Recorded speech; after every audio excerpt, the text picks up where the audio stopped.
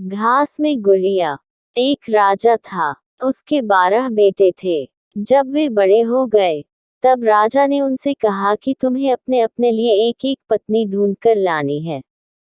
लेकिन वह पत्नी एक ही दिन में सूत काट कर कपड़ा बुने, फिर उससे एक कमीज सिलकर दिखाए, तभी मैं उसे बहू के रूप में स्वीकार करूंगा।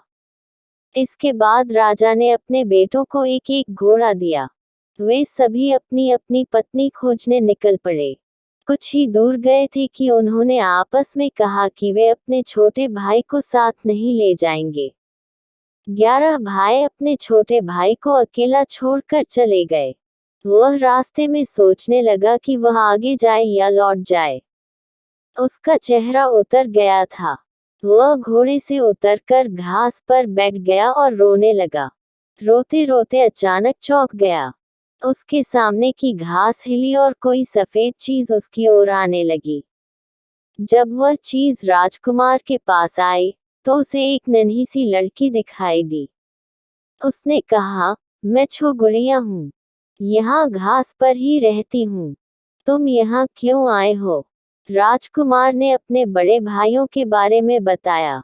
उसने अपने पिता की शर्त के बारे में भी बताया।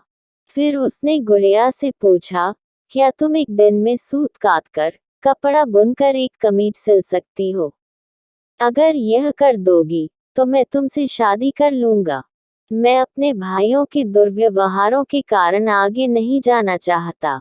गुड़िया ने हाँ कर दी। तुरंत ही उसने सूत काता कपड़ा बुना और एक कमीज लेकर महल की ओर चल पड़ा।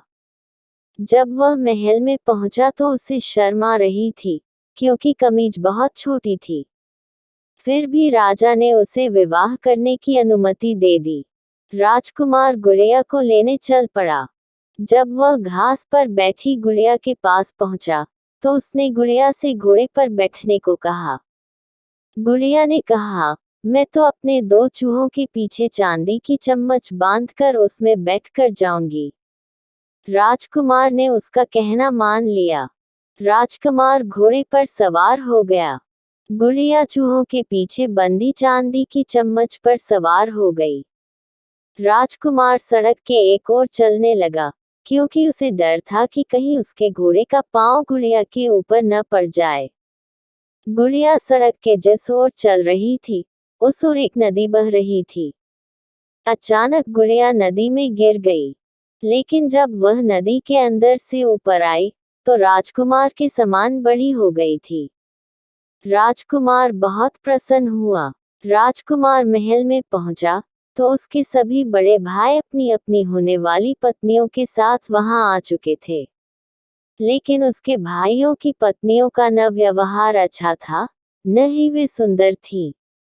जब उन्होंने अपने भाई की सुंदर पत्नी को देखा, तो वे सभी जल भून गए। राजा को पता चला कि बड़े पुत्रों ने छोटे राजकुमार के साथ दुर्व्यवहार किया है, तो उसने बड़े बेटों की खूब निंदा की। फिर छोटे बेटे को गद्दी सौंप दी। छोटे राजकुमार का विवाह गुड़िया के साथ धूमधाम से हुआ। अब छोटा राजकुमार राजा था और गुड़िया रानी। दोनों सुख से रहने लगे।